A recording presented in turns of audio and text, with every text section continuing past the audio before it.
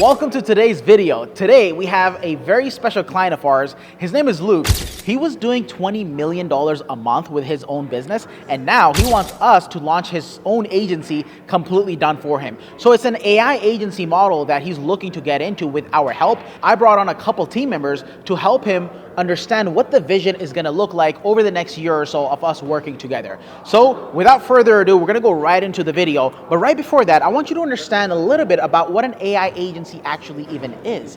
Essentially, it's a model where you connect already existing AI tools to these business owners who want to either A, replace their employees, or B, just make more revenue, make more money. So it's marketing services driven by AI solutions, or it could be AI agents that is going to replace the receptionist or anyone else that is going to be inside of their business. In return, these wealthy business owners are going to pay Luke and his team $3,000, $5,000, $10,000 per month for using each AI service. So today we're going to uncover all of that completely here for you in this video. Without further ado, let's get right into it. No, it's all good. How are you? Let's go. Let's go. We were talking about making something happen, and it came sooner than we thought. Yes, I'm excited. All right, Rolex guys here. 19 years old, one of our top team members. We're headed to the Rolex store to get his first Rolex. It's going to be an amazing day. Let's go. 2, 3, nice. How's it going, Luke? Nice to see you, man. Let's go. What's up, Eric? Shake with that one. Oh, your hand? Oh, what's this? Dude, I'm gonna have to cancel all my calls. Yes, sir. How does it feel, bro, after a couple days? Man, indescribable. Yeah? Absolutely indescribable. It's just like an overwhelming sensation of, wow, like this is what actually like serving people every single day, working with clients, getting mentored by you and Mo and Christian every single day isn't paying off. And it's only the start, so. How are the conversations happening with your family, with your friends, with the people that you used to, you know? They don't believe it, but they have to believe it now, right? So I actually visited like some of my friends from college, and they were like, "Wow, like how are you doing that?" Because no shame, but they're working like in restaurants, and yeah, they're doing their own thing, right? So when they see something like this happening at this young of an age, essentially, they're just like they don't understand it. So How old are you? 19. This is your first job, right? Like your first. This is actually my first like job. So yeah. There we go. Yeah. All right, awesome, man. Well, let's get started. Well, cool, guys. So as you can see, we're just having a chit chat. Luke is one of our VIP CEO clients here. So we brought him on. We wanted to kind of showcase a little bit of who he is, the type of person that he is, the type of businesses that he's done in the past, and what his vision is, what he's trying to build here. And then from there, we're going to cover a little bit into what we're going to be doing for him, kind of give him the game plan of what he can expect working with us. So with that being said, Luke, maybe we can take some seats here, and if you can share a little bit of from your perspective, a little bit about who you are, a little bit about your journey, your story, and stuff. We'll take it from there. Yeah, I've been an entrepreneur my whole life. I started a company when I was 26 years old, didn't really know what I was doing, but we started it and we grew that business, to $20 million a month. We got offered to buy it by PE firm, and it was a great run. We sold it in 2017. It was in the nutritional space. I love nutrition. I think it's a great part of people's lives. But I've been in operations Wait, for those sorry, companies. hold up. Yeah. Did you say 20 million a month? Like it was? Yeah. Like it was nothing. Yeah. So it's $20 million a month Wow. in sales, and we were growing. We were doubling each month. It was, it was around again the internet, which was the baby. No one had a website back then. It was like all of a sudden you got a website, and it was exciting. People were like, well, this is new. And we were one of the, we adopted really early to it, which was great. So we had a great online presence, and that was an awesome time. Then. So you guys were like one of the pioneers in your space to be able to go in the online space at that time?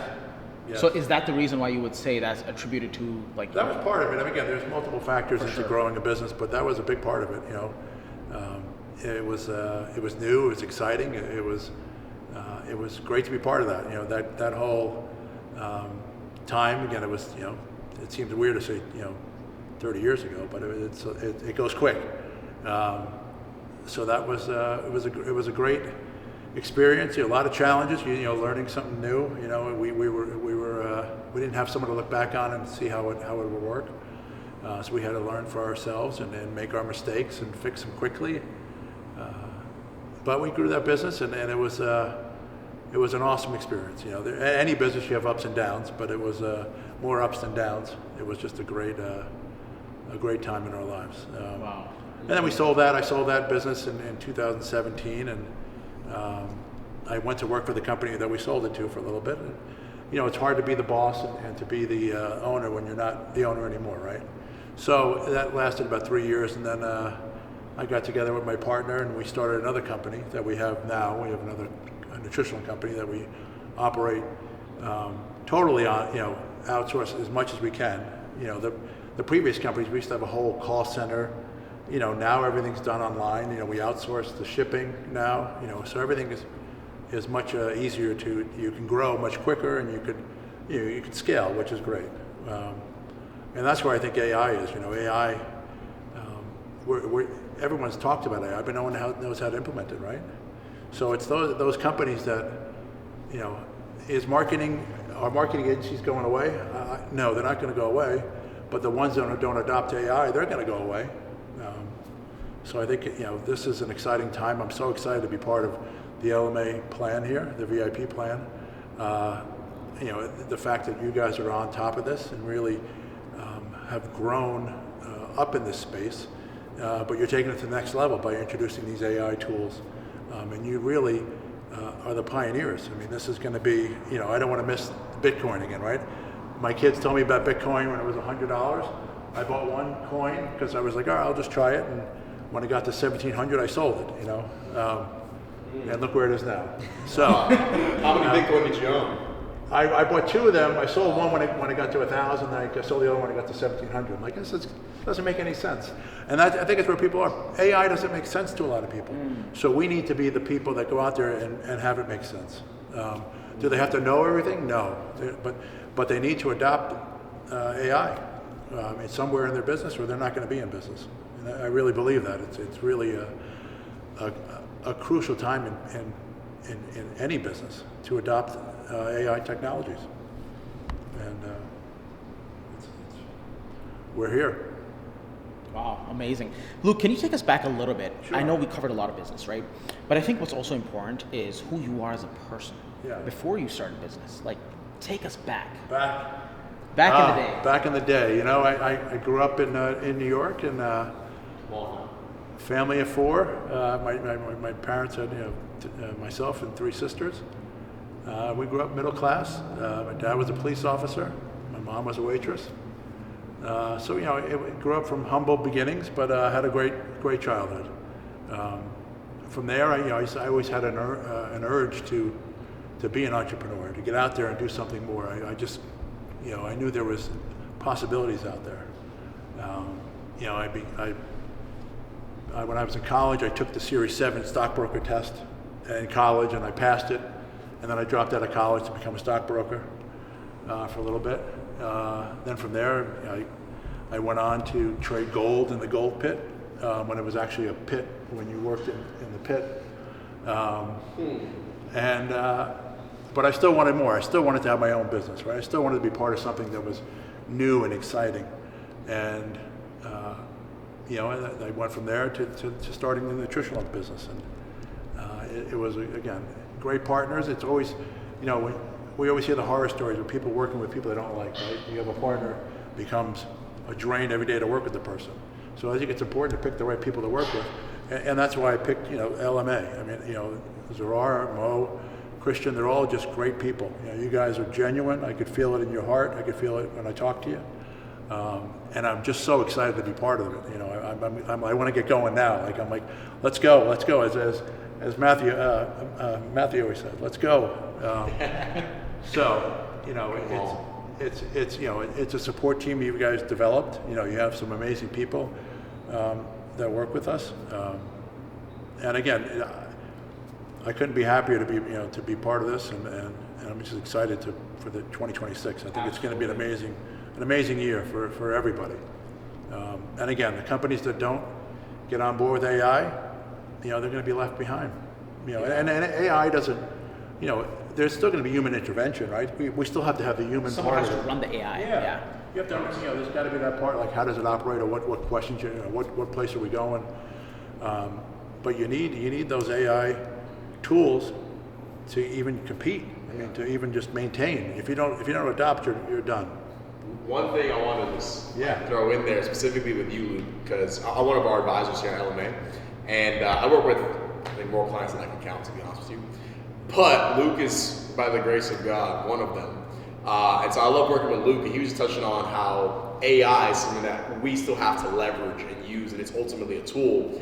And I'll say from the clients that I work with that aren't seeing as many results, one of the biggest patterns is that they view AI, they view LMA, they view all these different things as replacements of their effort rather than supplements and accelerators of their effort and of their work and of them actually being the business owner. And one thing I'll say about Luke, every single conversation I have with Luke about his business, he's constantly in the frame of mind, okay, I'm the owner of this business, I'm the CEO of this business, we're working on the business, I'm leveraging all these tools that you guys provide to be able to accelerate it and make it more efficient and scale. But ultimately, he has an incredible just like ownership with everything that he does, which is why, I mean, he's been successful his entire life. So I just want to throw that in there. Perfect. All right, guys. So as you can see, I have my team here. We have Gabo here, we have Aaron, we have Matthew. These are some of our consultants. And now you may be wondering, the very first thing that's probably going through your brain is, oh, these guys are young. Yes, that is correct. We are very young. However, in this space, it's kind of like we're not operating by the same rules and regulations that typically are on planet Earth. And what I mean by that is, in the online space, 1 year is like 10 years. Okay, so if you have 1 year of experience, it's kind of like you are a veteran already in the space because of how quick it actually moves. So some of these guys here, I mean, they've helped companies run multiple millions of dollars per month. Actually, Grant, if you can go up to them and if you guys can share a little bit of your guys' previous experience. Matthew, we can start from you, of what your previous experience has been. And I want to showcase to you guys the level of consultants that we bring, the people who, basically help Luke, and all of our hundreds and hundreds of active clients right now. This is the type of person that you can expect to be able to work one-on-one with you. So if you can start with Matthew. What's going on, guys? Yeah, my name is Matthew. I've had the pleasure of being able to be a part of a handful of different companies that scale from 0 to multiple 7 figures a month. One in particular that scaled from 0 to $4 million a month, which was really, really cool to be a part of in a couple different areas of that company, on the sales side, fulfillment, kind of back end, so like management of the team as well.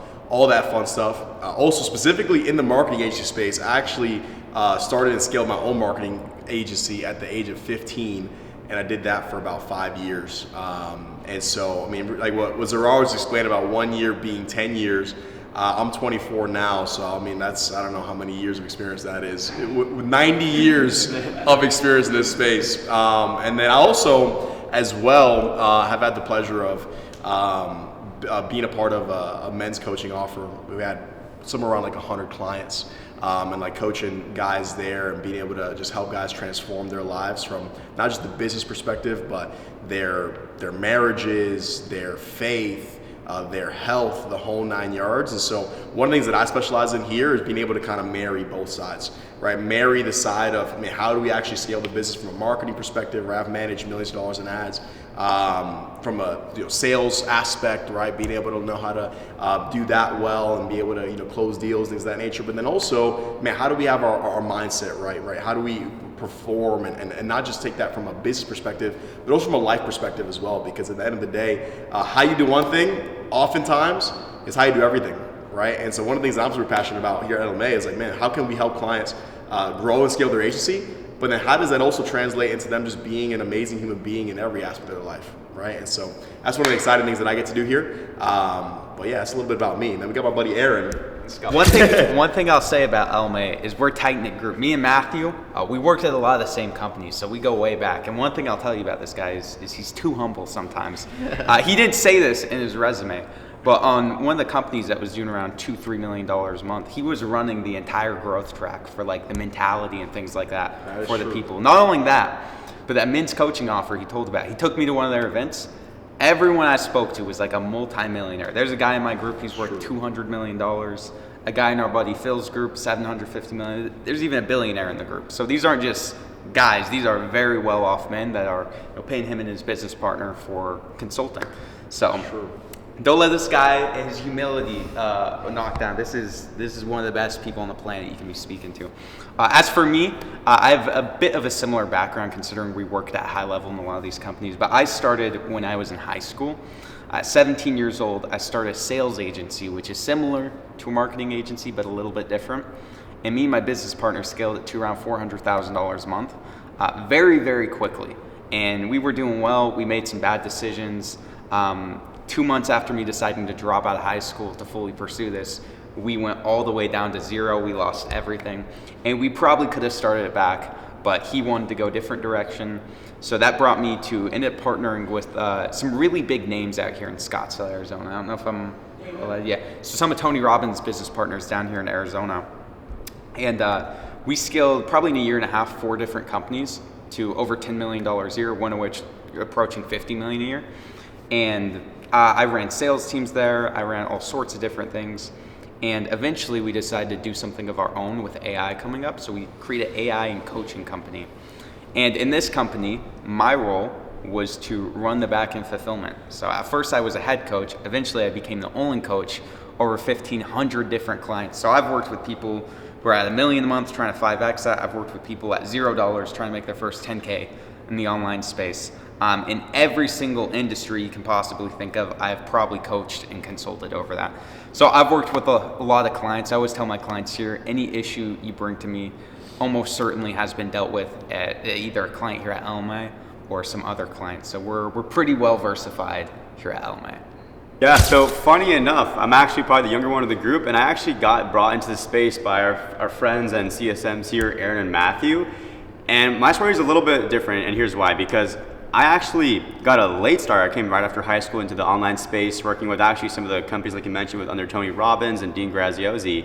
And then, definitely fortunate enough to get right into the industry with such a high level of people up front. But now working right from that right into LMA, which at this point, less than a calendar, you're producing over $1 million for the company.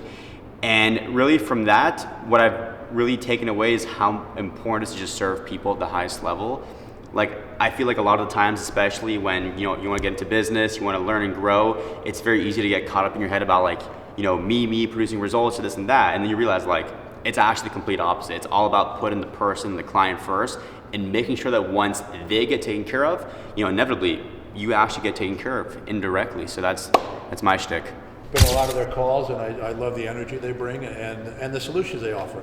They're not afraid to call people out, get them on the call right then and there and solve the problem. That's a very good point. I think a big part of people even watching this, maybe you've also had experiences, is they bought courses, they bought programs, they bought from these gurus and stuff. And because unfortunately those people may not have done it themselves, they are unable to hold that standard because they've never been there before.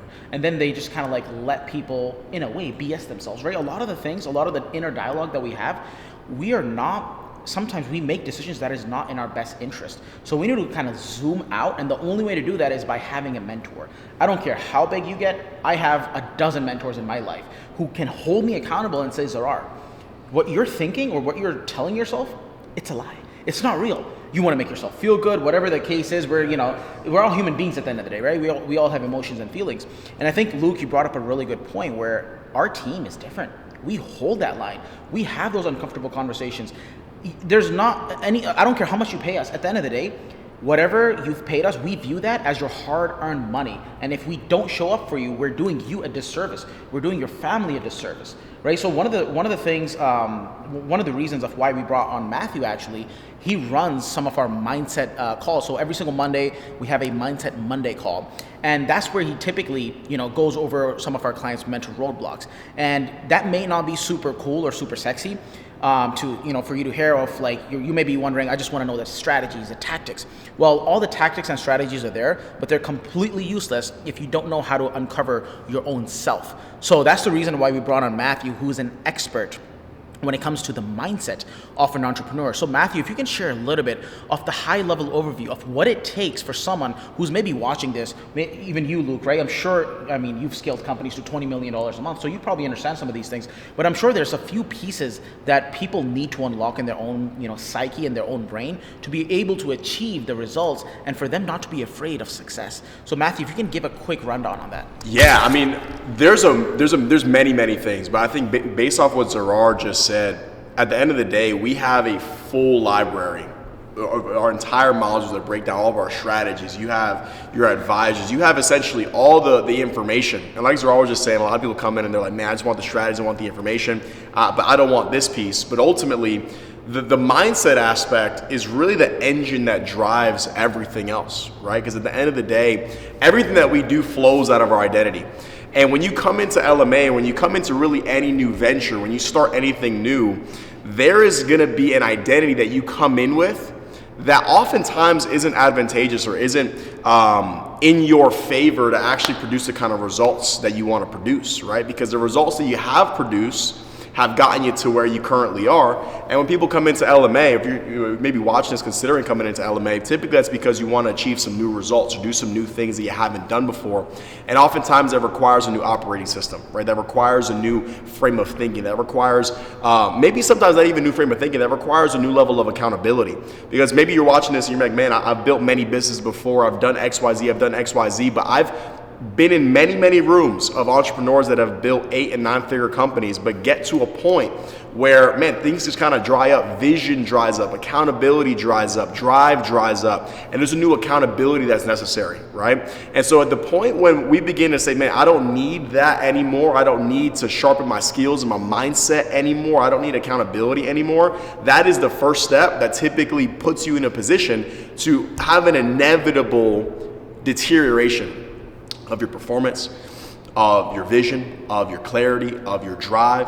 And so what I do, and I'm super focused on, is helping everybody stay sharp there, because otherwise it becomes incredibly difficult, right? Luke talked about he had many ups and downs in his business that he scaled to $20 million a month.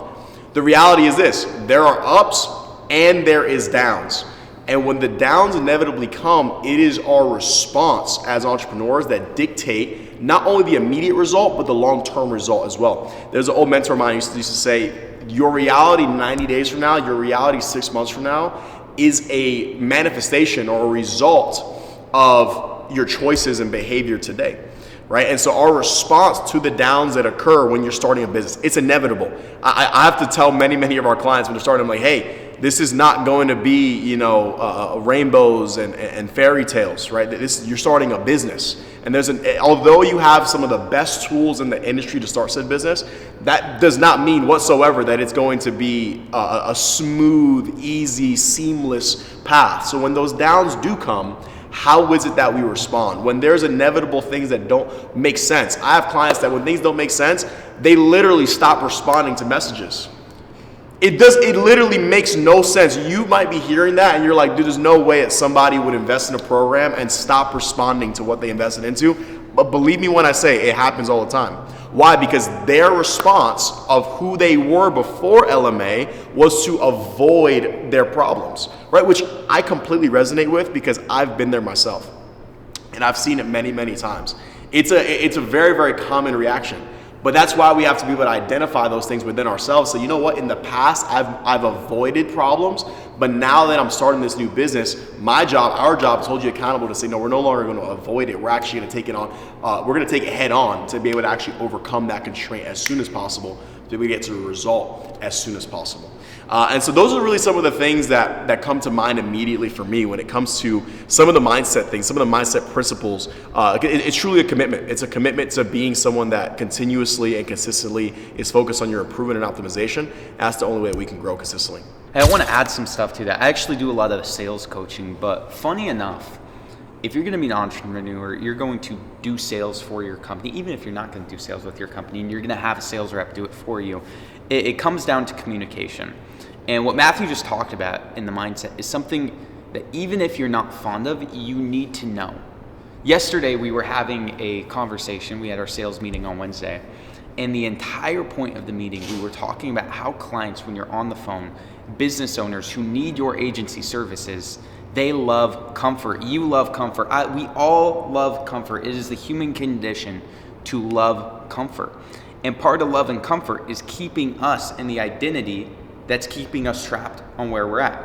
So Matthew just talked about this, but an easy way to think about this is if I walked out these doors over there and some giant guy shoulder checked me, I'm not going to swing at him. Like, my first response is not going to be to fight, because that's uncomfortable.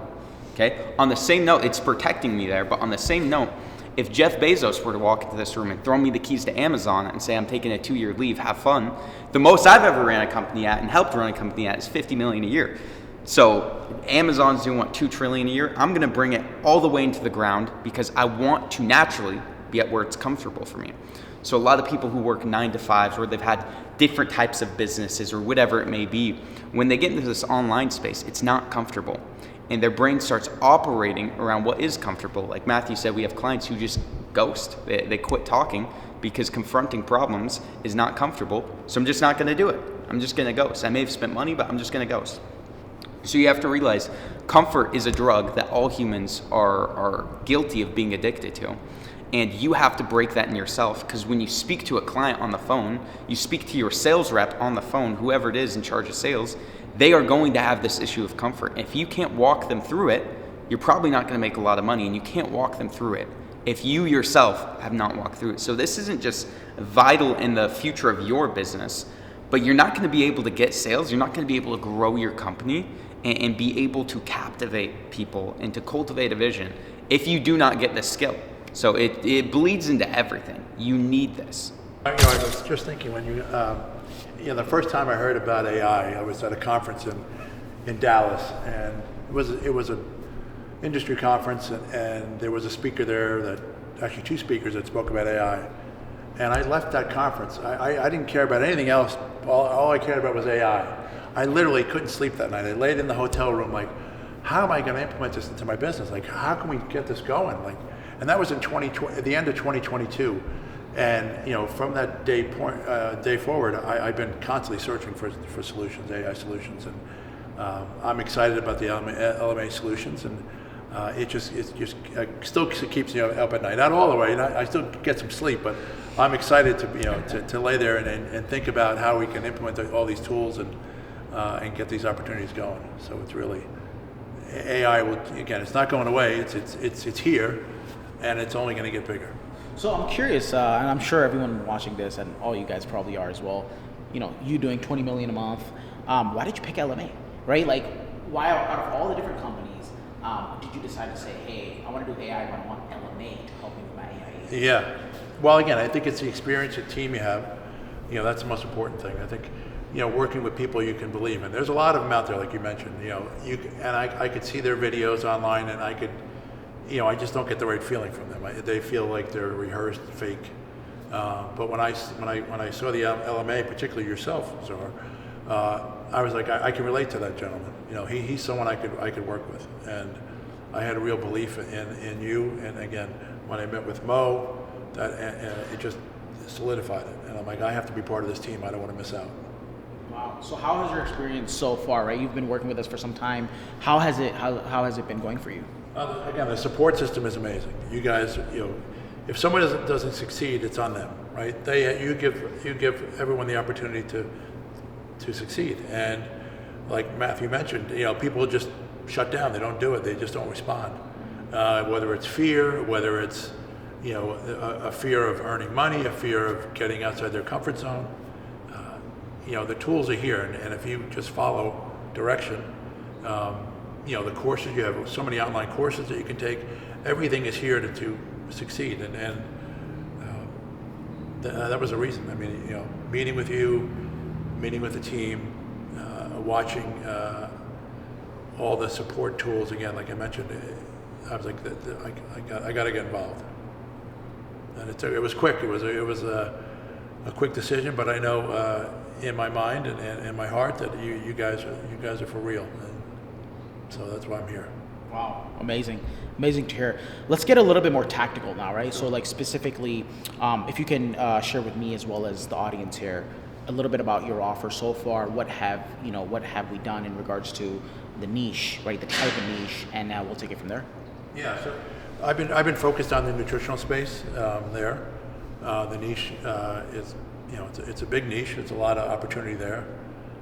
We have several offers out there that we guide with, and the team has been great supporting me. The team, both in person, but also online. The team has been there to help us get done whatever we need to get done. Whether it's modifying, tweaking things here and there, trying a certain offer, then tweaking it a little bit to make sure it's more fine-tuned. But the resources are there, the feedback is there to accommodate and change whatever we need. Offer marketing services to the nutritional space, whether it's Facebook ads, Google ads, restart of email lists. That's where we are right now. So the other, and this is why I'm really excited about the AI tools. When we sold our company, we got offered to sell our company. The private equity firms, they want to make sure all of your ducks are in a row. Operationally, you make sure your financials are all great. And we were young and we were growing so quickly that all of our stuff was not in a line. And we lost valuation because of that. So one of my other offers is to help companies get their ducks in a row. To make sure. If you don't mind me asking, Sure. how much did you end up selling it for? A tenth of what we got originally offered because, that was 20 years later.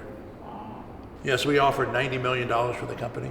And because of our ducks were not in a row, all of our operational, someone's going to give you $90 million, they want to make sure everything's buttoned up, a nice little package. But again, we were growing so quickly and we were young, we just didn't know we didn't know what we didn't know, right? We never thought we'd get an offer. It was unsolicited, they just came, they saw our growth, they came knocking, we met with them. But again, what happened was the offer came in while we were getting our stuff together, the market crashed. We had the 2008, the market crashed. So, the offer went away, But from that point on, I was determined to get the company, all the ducks in a row, get everything buttoned up. So when we did eventually sell, we'd have but that offer didn't come because, the market was down for a while, it was a little bit. But then we got offered again in 2017. Our sales, we weren't doing 20 million a month anymore. We had, competition caught up, so we were doing less than that. So, and we sold it for a tenth of that, but that's the ups and downs, right? So we're gonna put Luke to the test today? No, I'm kidding. He's like, only 2 plates? Back in the day, it was. That's probably your warm-up, huh? Yeah. It was. I used to do a lot more, but. Yeah? And now I just try to. What was your max? 400, 420. Wow. No Bench way. press? Wow. I was a little bit bigger. I was a little, more. These are clients. Gabo the test. You smashed a 400 bench for how many reps? Well, that was max. Oh, that was your one rep max? I mean, that's still super impressive. Yeah, you played rugby, right? Rugby. I played college basketball. I was in college basketball. Oh, nice. One day, right? I think it was Phil was arguing with Aaron of like who would win in a fight. They had, like, By the way, if you don't know who Phil is, he actually came to one of our calls, right, as well. Oh, he was great. He's Yeah. doing $80K a month with his agency as well, and yeah, helping our clients out too. Phil's a gangster, but they were having an argument. Oh, Phil's like, dude, I would beat you up, Aaron's like, no, you wouldn't, so on and so forth.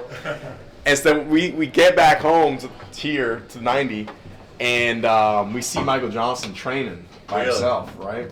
And so then I was like, hey, Phil, tell Michael about the conversation with Aaron, right? So he tells him, and then Michael's like, honestly, I think Aaron got you. And Phil's like, what? Are you? He's just freaking out, right?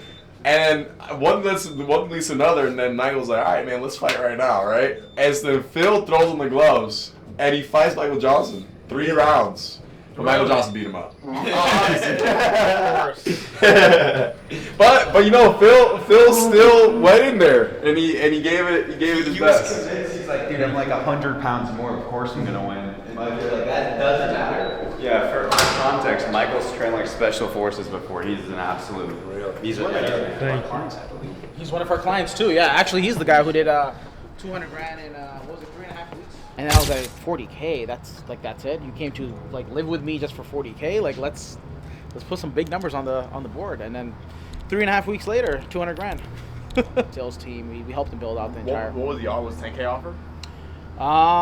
No. So okay, so he had it a little lower. We upped it up to I think 8,800 was like the first one, and then his other one was 30, and then his like biggest one is 60. Yeah. I see. Yeah. So I think it was the second or third day. It was the second day. So he comes to me at night. Less than 24 hours later, we had a 60K deal. Wow. Yeah, done. All right. So while we're eating dinner, steaks, Michael. Yes, sir.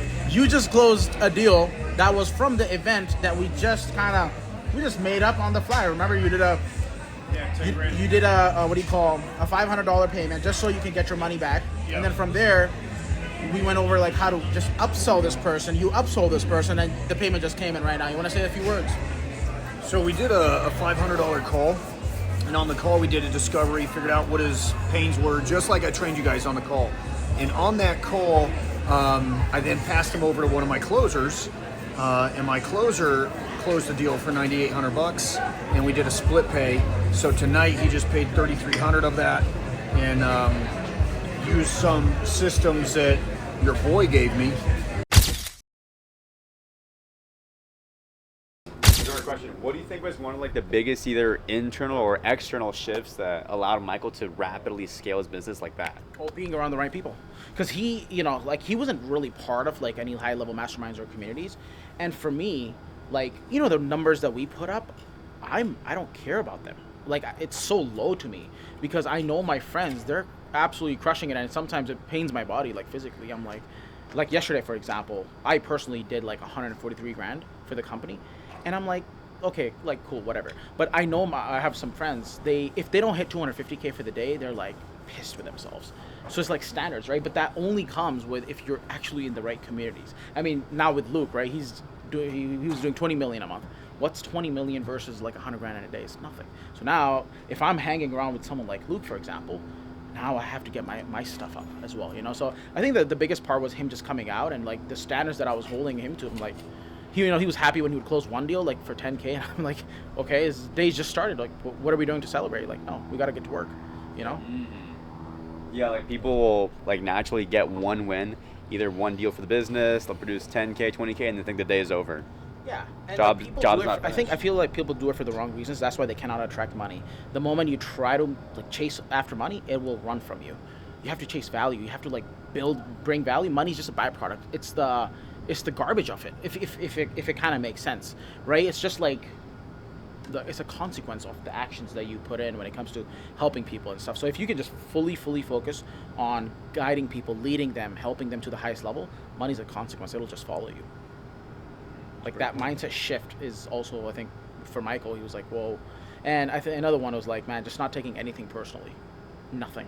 Like, it's only personal if you make it personal, right? Like, you just put your own feelings and emotions to it, then that's how you start having bad days. So whether something works out in our favor or it doesn't, I don't care. I'm only here to like do the leading indicators, right? Which is do the XYZ, and I know on a long enough time horizon, I will come out on top. So it's being a little bit like emotionally detached from the outcome. I think for business is extremely important. Actually, there's a mentor of mine who tells me that there's actually an equation for excellence, which is massive action plus time plus mentorship is what equals excellence. So yeah. Yeah, it's good stuff.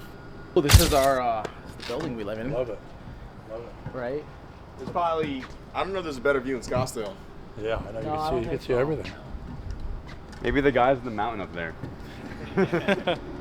So I grill here, like, so I'm on carnivore diet. I just come out and just grill my food here. And swimming pool, cook some eggs. Eat it? Yeah, of course. Come on, we're in Scottsdale. So the sauna, this is like the tallest sauna, I think, of Scottsdale, if I'm not mistaken, right, guys? You guys? No, I think it's actually the one up here. That This one? one right over there. Oh, it's the same Yeah. complex. Yeah. Actually, Yeah. that one's two floors taller. The reason why that's 2 floors taller is because the airport's right there, and it just happened to be in like, that perfect area where they're like, nope, this building has to be a little lower. But sunrise, you had a perfect sunrise view here. I would like my favorite spot is that couch right there Yeah. because you kind of get like. You play Greyhawk? I don't play. I'm not a golfer. I wish I was.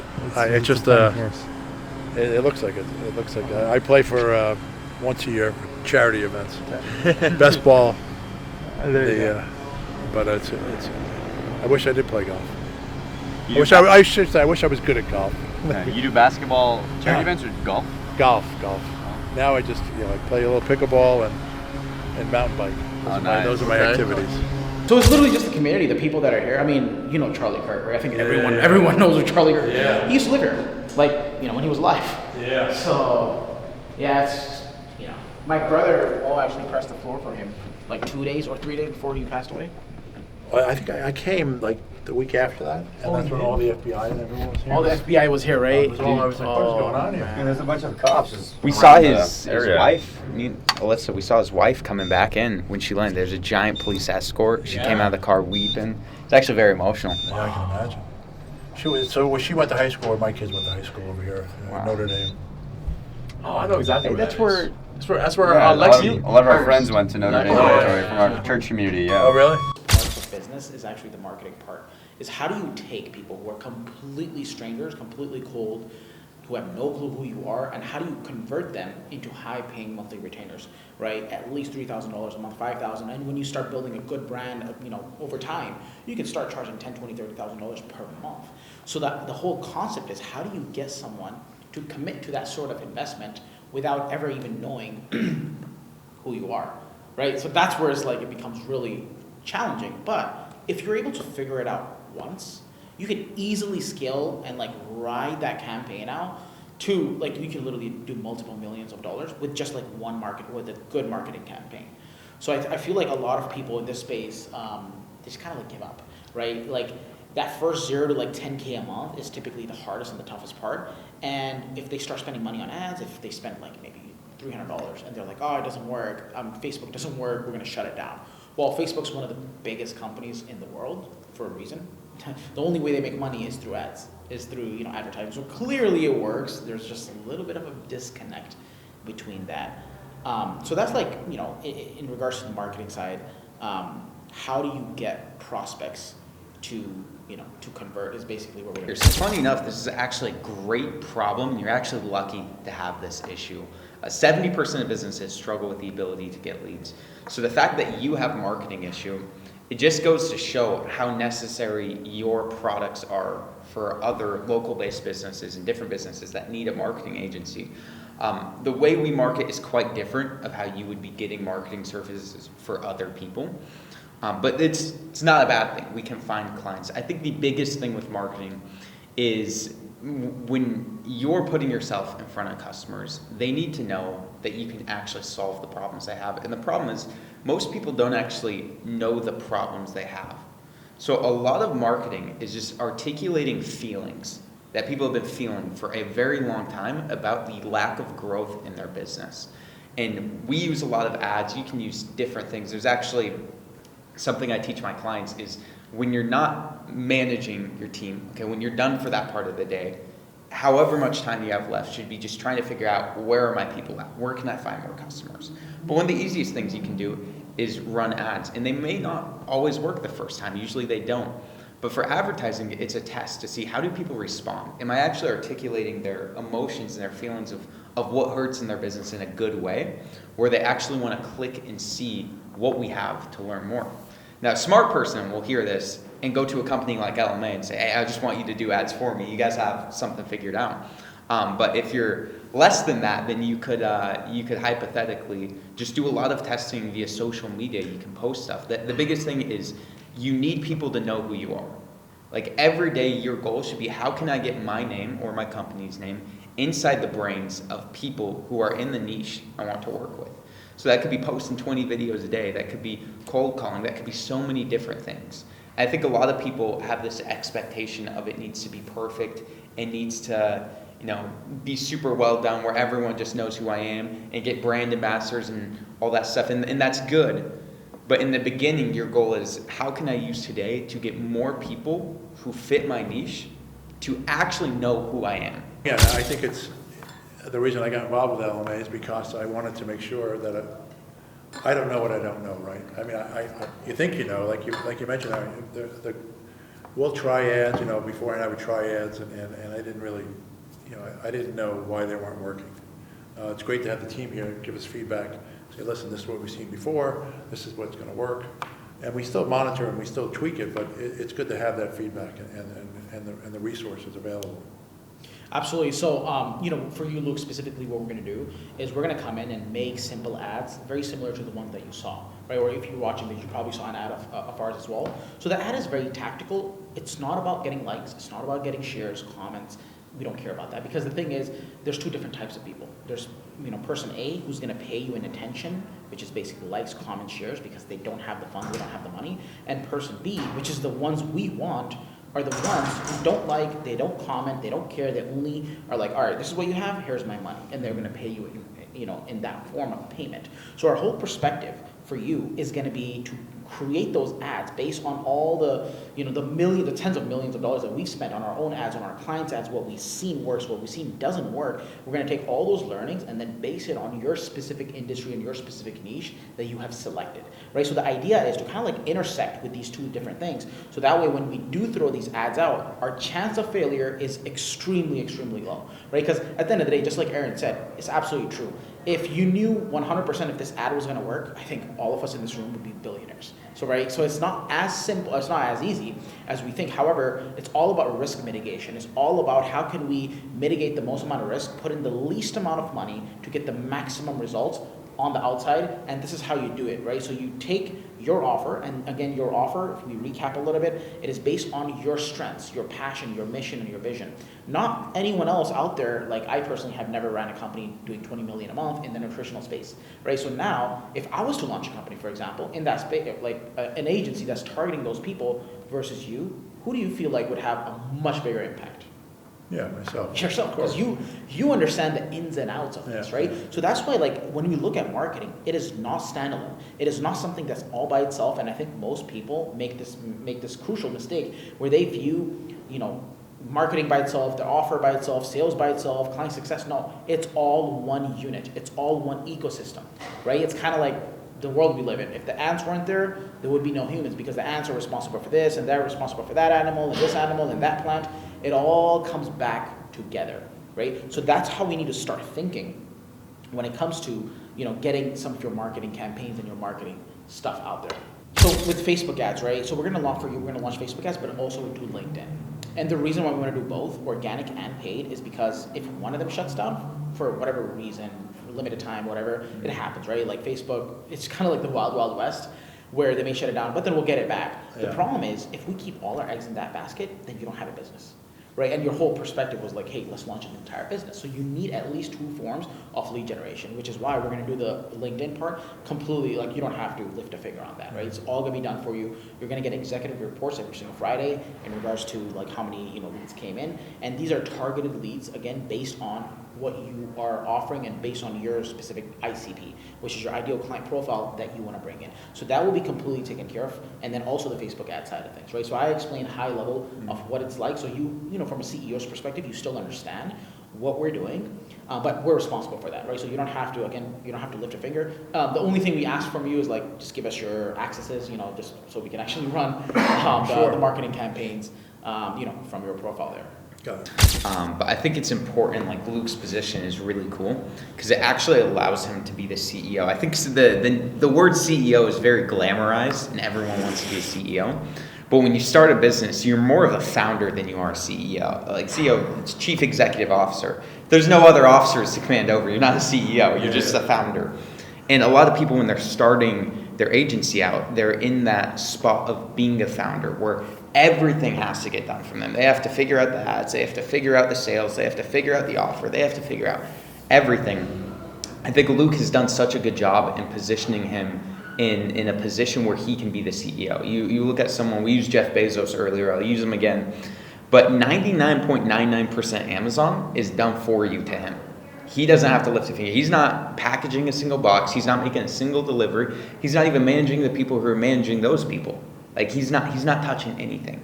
But he's still working heavily. He's still doing work, managing the entire ship.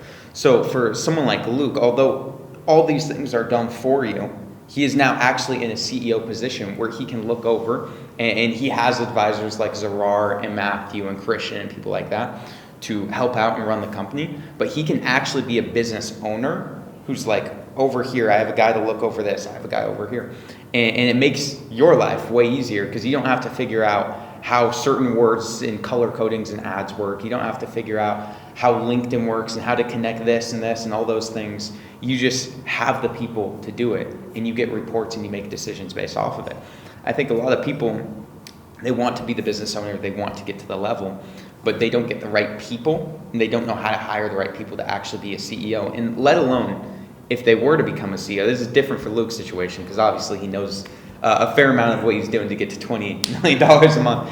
But for the average person who hasn't run a business at a high level, they don't know how to be a CEO. So having someone to help them become one, as well as coaching them through it, is very valuable. And I think that's one of the biggest value adds the LMA CE program has, is you can come in and we will make you the CEO. We have these people to manage it. But even if you don't know how to manage people, we'll teach you how to do it. And for someone like Luke, he's leveraged himself in a really, really good position to not have to be working 10 hours a day, but still see tremendous growth inside the business.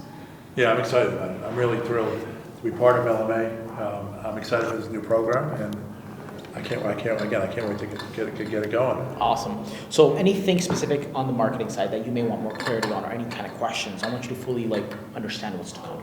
I know you talked about the Facebook ads, Yep. and are there any other avenues besides Facebook and LinkedIn? Should we look at Google or? Great question. So Luke, remember we talked about, we had dinner actually earlier, 2 days ago, right? And we were talking a little bit about our AI software. So you are grandfathered into everything. Yeah. One of the huge value adds, and I think Aaron as well, do you know a little bit of what we're doing with the software stuff? Or not yet? Because it's still it's almost there. We're just a couple weeks out. But one of the very cool things is you can start to generate leads using that. And we have a bunch of different other, for example, LinkedIn is one of them. We have cold email. We have all these other tools that we've put in, and we've built our own master tool essentially to be able to attract leads. You're going to get first dibs on that, right? First access to be able to get a lot more leads coming in through your, through some of that tool that we're building. So it's kind of like a Frankenstein of a lead generation tool that doesn't exist in the marketplace, right? Because it's Christian told me a little bit he about did. it. Yeah. So we are rolling that out again. It's only for people like you, very, very select people that we're rolling it out to first. But I think that paired with LinkedIn and Facebook, you're going to be in a good spot. Okay. And here's the thing, right? I'll tell you with paid ads, the moment it works, like I said, all you have to do is spend more. Yeah. Literally, I haven't touched my ad campaign or the Facebook Ads Manager in 3 weeks. I haven't even touched a button. And we do, like I said yesterday, I personally did 143K in myself, right? That's not including the team. And it becomes a legal cash printing machine. Once you figure out, again, your offer, your niche, it has to be dialed in. And again, for the people watching this, they may be going on YouTube and stuff. That's a good start, but if you don't know what's going on in the market right now, what's working, you're just going to be wasting your time, right? And for you, Luke, I think that was the value add, right? Yeah. You don't have that time. It's just give me what's working, what's going to work for me, Agreed. Yeah. So the marketing really starts with the offer, with the niche. It's not about trying to have people have a cat picture of I want to get more clicks. Nobody cares. Right? Well, like you said, the people that have the money or want to spend the money, they don't care about that stuff. It's the people browsing the internet looking for crazy cat videos. Sometimes we get clients, they're like, I have this amazing idea to have this ad. And I look at it, and sometimes it's the cat picture, or it's like a meme, right? Which is okay, I appreciate the creativity, but let's not do that. Because at the end of the day, you don't want to spend money for likes and comments and shares. You want to spend money to be able to, it's kind of like a soldier. Think about every dollar is a soldier that goes out, and it's going to bring more soldiers back, right? So for every dollar we spend, we get right about 4x in return at scale. Now, when you first start, I've seen some crazy numbers. I mean, Aaron, you probably know this as well. I've seen 8x, 10x, 12x. I'm not saying that if you spend, you're going to get 8x back. I'm not saying that, but generally speaking, in the beginning phase, I have seen pretty good numbers, right? What about from your perspective? Yeah, I mean, I feel like it's a little unfair for me to talk about some stuff because I was part of a company and we were very early on to AI. And we saw anywhere from 30, 50. There was even one campaign that had a 97x on every dollar. I think we spent like $1,000 and $100,000 came back. We had 30 grand in immediate sales, and then 60,000 worth of people like, hey, the payment link isn't working. Can you send me something else? And we collected 60 grand. So if the payment link was working, who knows how much more we could have landed. But it was because AI is just so hot. People want it in their business. And although that was before like even people were finding out about ChatGPT, it was very early on. That desire is still there. So. Oh, it is. Yeah. It is just the start right now. Mm-hmm. AI hasn't even had a baby yet. It is so new. Like, let's talk a little bit about that, right? And adding the AI sector now to your offer. I think that's for you being at the cusp of that, adding that into your offer, like bake it in. Yes. That's really gonna take it to the next level. Do you have any ideas in regards to that? Well, yeah, I think as a business owner, we're all trying to understand how we can get an AI into our everyday business, right? It's like we mentioned before, it's not going away. It's only going to become a bigger part of your day-to-day operations, and to be on the ground floor or something like that, or to have somebody introduce tools that can be, make you more efficient. You always want your costs to go down and your volume to go up, right? Whatever it may be, but we need those tools to help explode the business. And I think 2026 will be that year that these tools become more refined and they can really explode anyone's business. Yeah, absolutely. Awesome. Well, before we kind of like dive into the sales part, anything else for the marketing perspective? Any clarity that you need? Any more pieces on that?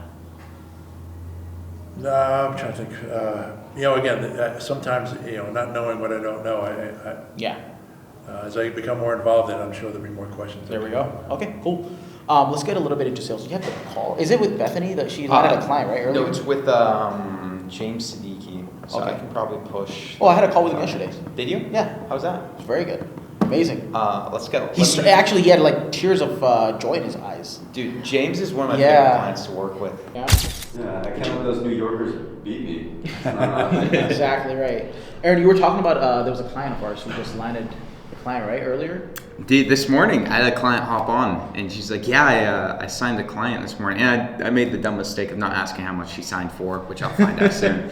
But no, I think it's probably a big deal because I don't want to disclose her name just because like she requested not to. But she works. She's like is she a CMO there or she's like she's very high up there? She's high level, I think maybe C-suite, something along C-suite. like. She doesn't get too descriptive because of NDAs and things like that. Yeah, maybe we want to blur out that. Let's blur out the company name just because we want to be respectful. But yeah, she's up there. Yeah, like that's. I think she told me she managed over $200 million of like spend and different things. So. Wow. Some numbers. You both 240 million or $250 million a year. Yeah. We have another near it. So. And she said it was a big contract, so. She said it was a big contract? She said it was a big contract. Wow. So there's that. But yeah, she landed a second client this morning. And the crazy part is like we've barely even started, which is the funny point. Like we talked on, she's like, yeah, so what do you think of my website? And it's like, we haven't even finished the design to get ads launched. We're like a week and a half into this and she's already landed 2 clients. And the one she landed today has, I think, 5 or 6 other companies in their portfolio. There okay, so this is a big client. This is not like a $2,000 a month client. Yeah, this is something that's like we're gonna make multiple 5 figures from it once everything comes to fruition. Amazing. We haven't even launched any form of marketing yet. There we go. That's the power, speed, right? Again, we were talking earlier on the roof where Michael, a really good friend of mine, and also, he's our client, and he was like, hey, I want to make, I think it was like $40K a year, a month. That was his goal. And when he came to me, I was like, yeah, we're gonna do that in a couple of days. And I said that on the podcast, and the next day we did 60K. So within 24 hours of just like him coming, and that's the power of the community. It's like the power of where we are at with other people. Right, so I think that's one of the most important things that LMA as well that offers people like Lou, people like the other client that we're referring to. And we have hundreds and hundreds of other clients, and a lot of people, watching this, and I'm sure all of us, we felt all alone. Right, there was a point in time in our lives when we first started our business, you feel alone because no one else really gets you. Right, everyone else has a 9-to-5 job, they're all working, and you start thinking to yourself like, who can I share my experiences and thoughts with, because we're wired very differently. And I think not having that community is it's like being in jail, right? Because if you think about it, what is the worst punishment if you do, like, what is the worst punishment even for people in jail? Solitary confinement. And we do that to ourselves by not being part of a community, by not being part of like-minded individuals, right? We sleep at night before we're about to go to sleep, we feel like we have this big elephant on our chest, right? And it's like, the answer's right there. Someone's already been there, done that. But just because you feel all alone doesn't mean that it's supposed to be like that, You just have to be part of the right circle, be part of the right community, which is why we're also in this building, right? There's people at a very high level here. Ex-CEO of Pepsi has a penthouse here. Like I said, Charlie Kirk used to live here. So there's really high level people. It always reminds us when we go to the car garage downstairs, it's like a dealership, right? And it's like not the regular Ferraris or Rolls Royces, like the Mansory, and everything's like the top of the top. So you start thinking to yourself like, okay, this is like my new community, this is my new place that I'm in, So it just upgrades your standards to such a high level. And I think human beings, we don't know who we actually are until we get around the right people, right? We're operating on like 2% potential if we're by ourselves, So yeah, well, let's transition right into sales. I think we covered good pieces for the niche, the offer, marketing side. How do we bring all that into sales? So if you want to take the lead a little bit on that. Let's go. The best way to look at sales is communication. Okay, someone has an issue, and I need to communicate what I have is actually going to be able to help them. So we go very deep into this. For me, I realized that this isn't just part of getting clients. This is actually how you do everything as a business owner. The way you communicate with me or Matthew or Christian, whoever it may be, as your agency advisor, is communication. The way you may speak to the project manager team is communication. The way you speak to Gerard, communication. The way you speak to your future team, all of it is communication. And a business owner, you need to know sales, aka communication, so you can do anything. You can't grow, you can't be a good leader, you can't do any of this stuff if you don't have the skill set of communication.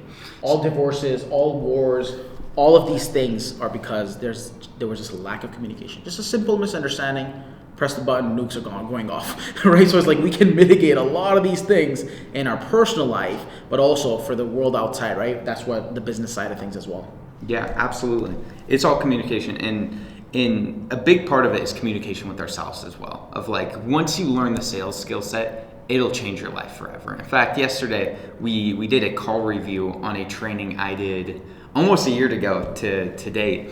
And in that training, I'm speaking with this customer who won't communicate honestly with himself. And he's about to lose his marriage, he's about to lose his children, all those things, because he's just not stepping up in his life.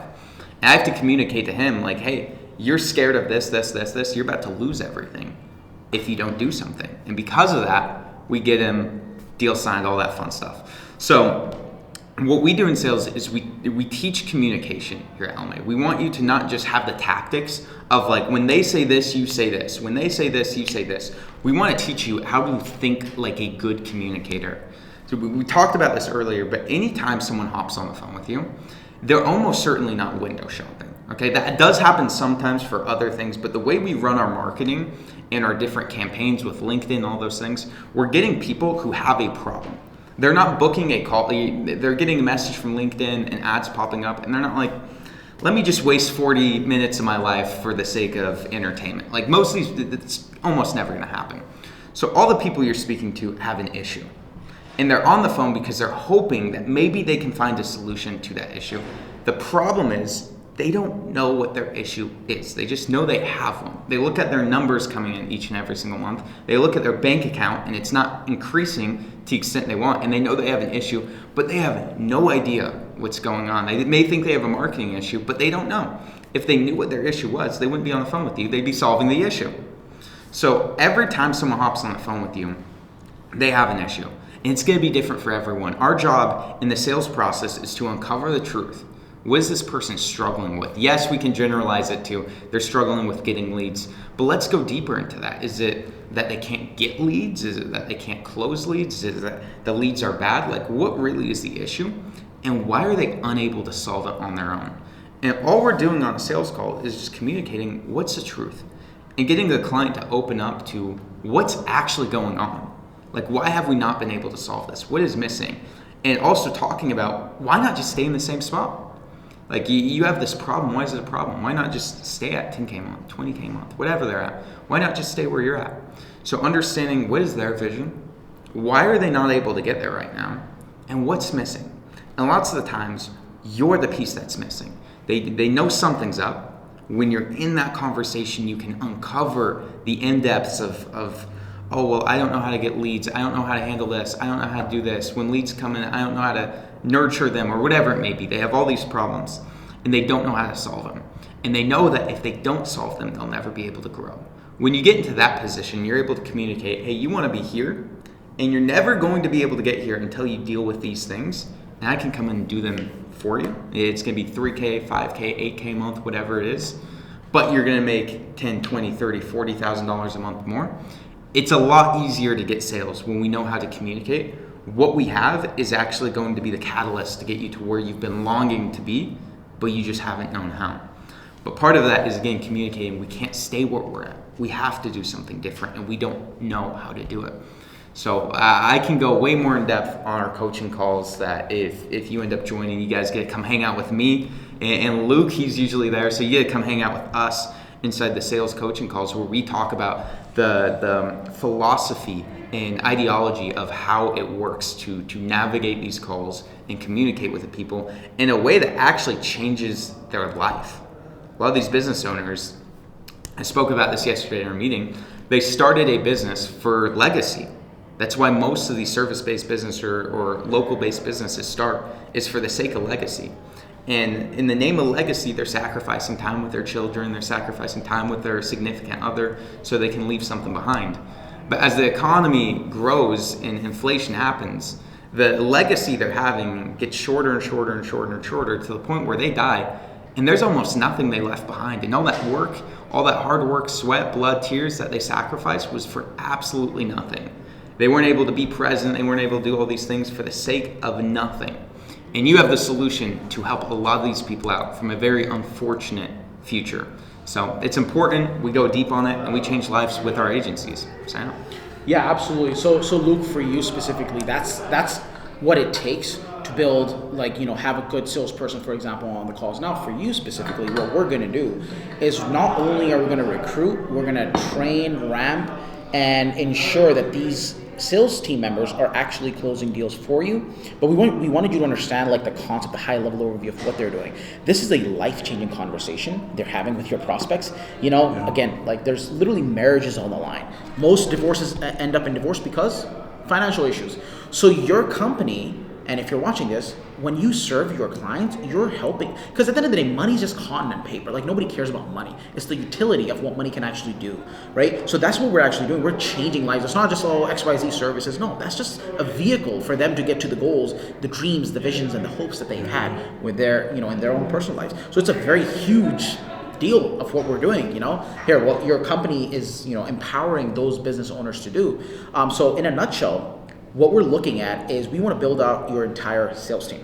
What that means, there's really two key pieces. Number one, setters, right? And number two is closers. So setters, you can think of them as they're the ones who set appointments for the closer's calendar, right?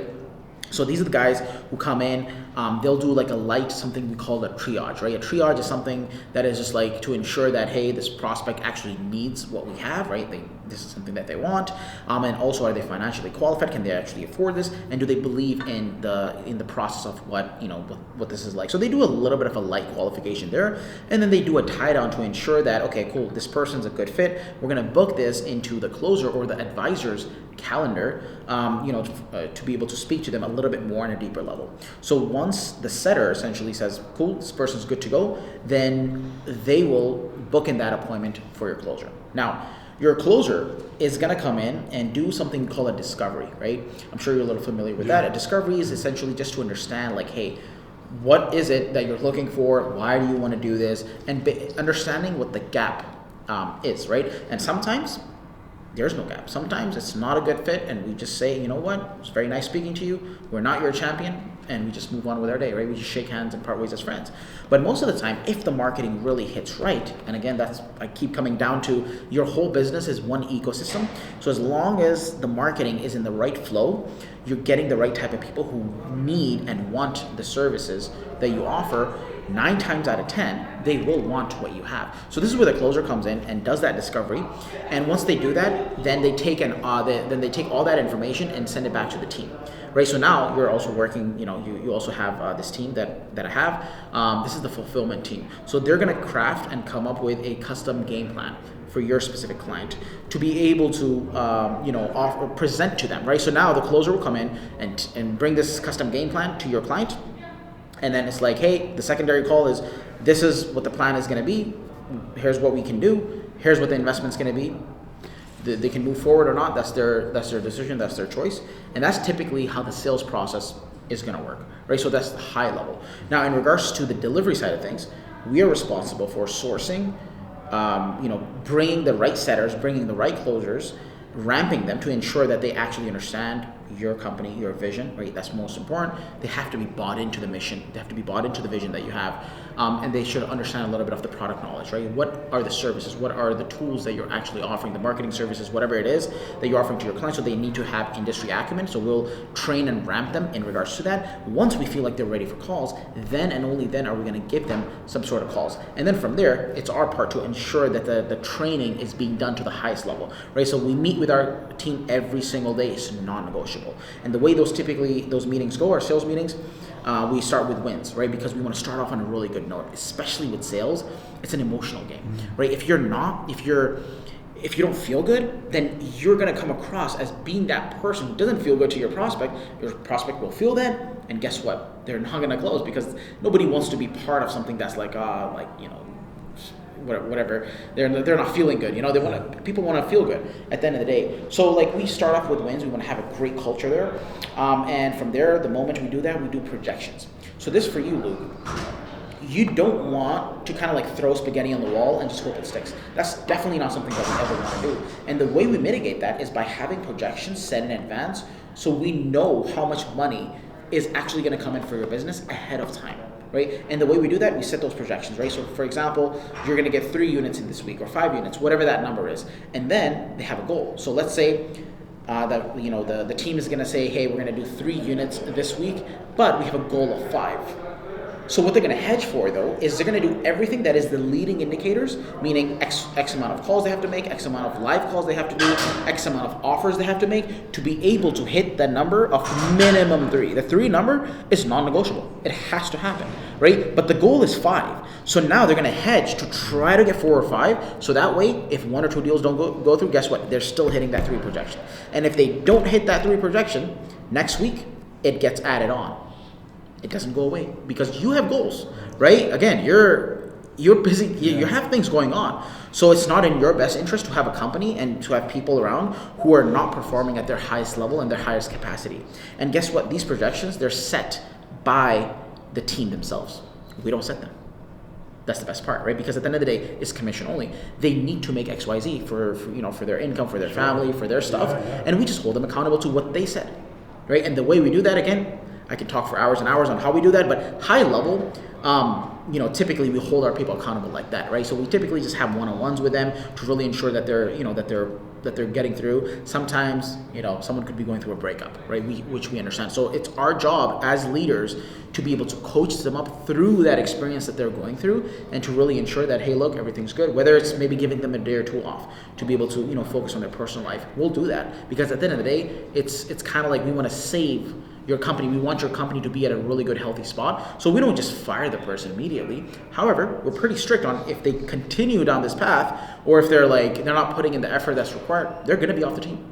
And for you don't have to worry too much about that. Why? Well, because we have literally an unlimited amount of these people coming in, right? We vet extremely hard. So what we do is we have a group interview process every single Friday.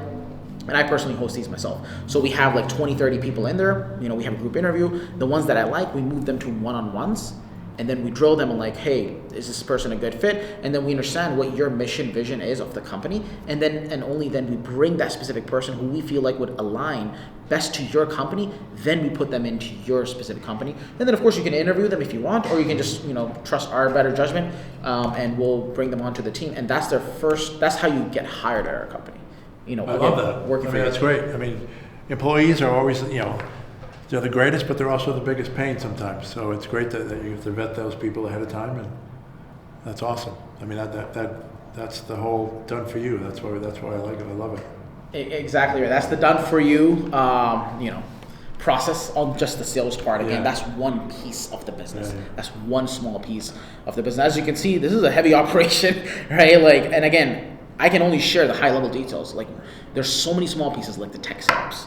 Like when we get these people in, what are they like? How do we, for example, call reviews? I think that's very important. Very similar to like NFL or baseball or NBA. Most of the time, the teams, what they do is they just review game film, right? They're just watching their film. It's like half and half. They watch film and then they practice. So it's the same concept. If your sales team isn't reviewing their calls, how are they going to get better? You know what I mean? And I feel like most companies out there, they don't even realize this. They don't do any of this stuff. So, but for our clients, we ensure that our sales managers are doing this work on the team, on the setters and the closers that they have in their pod, right? So I think that's very important to ensure that the culture is amazing of the sales team. And one of our actually sales members is here, is Gabo right there, and he was able to collect $1 million in cash for the company and show them the Rolex. Yeah, there we go. He got the Rolex there. Congrats, buddy. That's awesome. Appreciate that. This was again just like a couple days ago.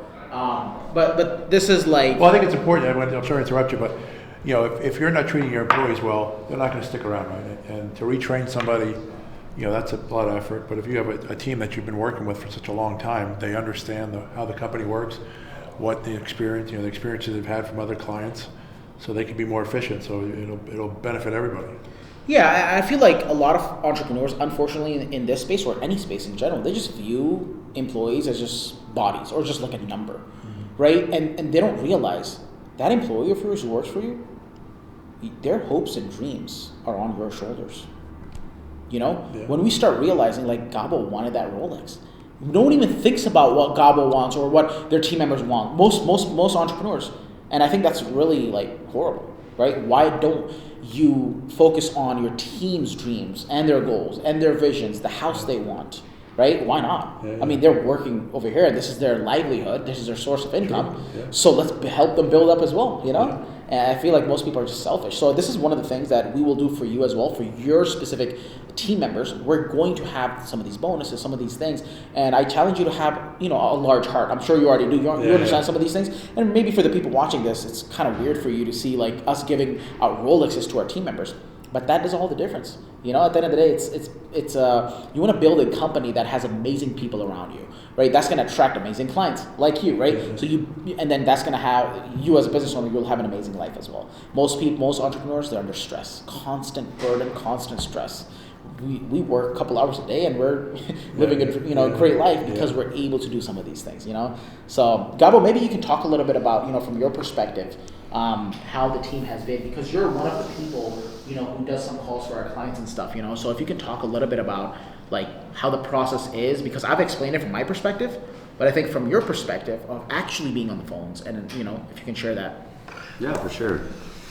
I think that before, maybe, if you're watching this and you've never done any sales before in your life, or if you've seen a lot of movies about sales, I think a very big, depiction that Hollywood has about it is that it's a very sleazy, tactics, manipulation, all about trying to get money out of people's pockets. But, and this is also in combination for working with people like Mo and Zarar. And also with Aaron and Matthew as well, some of the other teammates, they've been able to, really show me that it's actually the complete opposite. Because at the end of the day, there's no tactic or trick to actually help or serve people. It's just about actually caring, and the rest just follows, right? Of course, there's always training that you can have to become better at what you do with everything. But if your intention isn't there, that sticks out like a sore thumb, and people can feel that. It's almost like when people see Zarar, online, they actually know and feel like he's a person that actually cares about their business and their families, while other people, they can just tell it's scripted, it's a tactic, it's a scheme. But that's not how we operate here. Like here at Launch My Agency, one of the biggest values that we have is, becoming servants of our clients, right? Like we're almost, it's almost like the clients, they're like a dictator and we're like the people that they're doing. It's almost like, you can stretch it out, but anyways, what I'm saying is more like, again, I get your concept. Yeah. I think that probably didn't land well, but I completely understand. well, but what I was saying is more like, again, servant leadership. Serving our clients is the number one priority at all times, and when the intention is there, everything else just follows. All right, so let's talk client success, right? I think this is the most important topic of today, and I think in general it should be the most important topic because this is where the work actually begins. And I feel like a lot of agency owners, a lot of people, they think the work has been done, they made the money, they collected the cash, and now they can get more sales in, right? Whereas like, no, it's the complete opposite. Now the work actually begins for the client to be able to deliver an amazing product or service to the highest level. So not only can you help them win, but also that's a form of marketing itself, right? Earlier you were asking me, hey, how do we, can we have another source of traffic, or how can you have another source of leads? Well, your best form of marketing is your client success. That is the absolute best form of marketing, right? A lot of times, like people like Gabo, when they hop on calls with our clients or with our potential clients, they've seen hundreds and hundreds of testimonials and case studies, and sometimes they're just like ready to buy, and we're like, you don't even know what this is, and they're like, oh, I watched all the content, I watched all the videos, I watched all the success, but it's like, wait, what's going on? So the best form of marketing is your client success. So I want you to start to think from the company owner and CEO's perspective. When someone makes an investment, the very first thing is immediate buyer's remorse. It's completely normal, right? We all have this. Whenever we make a big purchase, like, oh, was it the right thing? Is it good? But like we need that reassurance, right? It makes complete sense. The moment that transaction goes through is what you want. You want to start the work right then and there to ensure and to make the client feel really good. Like, oh, the work has already commenced. It's already started, right? So you book the onboarding call from the sales call, for example. So again, your closer will be doing this for you. I just want you to understand of what happens after the cash is actually collected. So we begin the work. We start onboarding the client. We send out an email. We have an application actually that has all the details of the client. So we get all their competitors list, any sort of marketing assets that they're currently running, because we want to bring that to our team. And that way our team can just go in, our fulfillment team can just go in and just start building out an amazing game plan for your specific client, right? So now when the client finishes the call after they have paid, they're like, the work is already beginning. This is amazing. And the whole concept of this is you want to make the client feel like they're paying 10 times less the cost of what you're actually charging them. They need to get at least 10 times more value to feel like, oh my God, this was amazing, right? So this is where we want to under-promise and over-deliver to your clients. And what I mean by that is, if they're expecting XYZ, well, we're not only are we going to give them XYZ, we're also going to give them 1, 2, 3, and then 4, 5, 6. Right? That's the vision. That's at least the concept of a company that we want to build out. So for every agency, slightly different, right? Because again, different offers, different niche, different types of people that we're going after. So it's slightly different based on what their needs and wants are. So when we craft our fulfillment engine, we want to keep that in mind to be able to give them extra stuff, free stuff, whatever we can to kind of like really boost up their results. And then the next thing is, again, the moment they've invested, we want to put that money right back into their pockets. So the next week is, the first week is going to be, our full focus is how can we just recoup this investment back into the client, so that way for the client everything else is free. Yeah. Right? And guess what? When they're like, oh my God, I'm getting this much value for this, guess what they're going to do? When they go to that dinner table, they're telling their friends. Yeah. They're telling their family, like, these guys are really, really good, right? Again, this is the concept of what we want to build out. Every agency is slightly different, but I want to start challenging you, and I would like for you to be involved a little bit here because you understand the market better than anyone else. Yeah. Yes, you have our team. Our team's amazing. We have 120 plus people. We have offices and all that, but our team doesn't have the $20 million a month experience that you have in the nutritional space, right? So this is where we would love your feedback on what keeps these business owners awake at night, so that way we take your experience, we take our marketing skill set and our sales skill set and our client success skill set, and then we build up the delivery of the offer in accordance to that. Does that make sense? Yeah, I think it's important. I mean, as an owner, both the nutritional company and an agency, I can see both sides, right? So I can relate to the client, give you actual feedback, like you mentioned, of the actual pain that an owner feels. And again, those decisions, those important decisions, you're investing, in an agency, you're investing in, and you want to make sure you get a return for that, right? So like you mentioned, getting stuff free or getting stuff quickly returned, you feel like, all right, I made a good decision. I'm working with the right people. I'm having results, that's what it comes down to, right? If we don't have results, then it's going to go away. None of it matters, exactly. So you need the results, and I think the quicker turnaround you can have from when the client sends you the money to giving some kind of result is really important. Yeah, absolutely. So that's the first piece, right? And then from there, it's like, okay, we're back to our normal kind of like timelines and stuff like that. Yeah. So the biggest thing is communication. Just what Aaron was talking about is so important. I have so many horror stories, which in reality were amazing client success stories, but they turn out to be horror stories. And you may be wondering, how could that be? There was a client of ours, we generated him 2,000 leads. And we're just like, we're high-fiving each other. We're like, yeah, we're good. I think it was like the next day or the following day, the client fires us. They're like, hey, I can't work with you. And we're all like looking at each other like, what happened? Because so when we first started, again, a lot of the things that we bring to you and all our clients, and even you watching this, it's based on 9 years of just going through every single trial and tribulation of things, of not even knowing the things that exist. And then they hurt us later. Right? Just like you said earlier, you're like, you don't even know some of the things that exist. You don't know what you don't know. And that's completely normal. So for us, we were like, all we have to do is generate results. What if I told you it's completely false? Why? I'll explain. We're generating all these results. We're like, yeah, we're all good. We got fired. And we're like, what happened? He's like, oh, you guys generated no results. We're like, 2,000 leads, man. Like, what's going on? Yeah. He's like, oh, we didn't receive any of them. Turns out the emails we were sending is going to spam. Oh. So now the leads that are coming in is just gone. And because we didn't have calls, all we had to do was just like, let's just have a weekly call. Why do we have an unlimited one-on-one process? Because of that one mistake we made.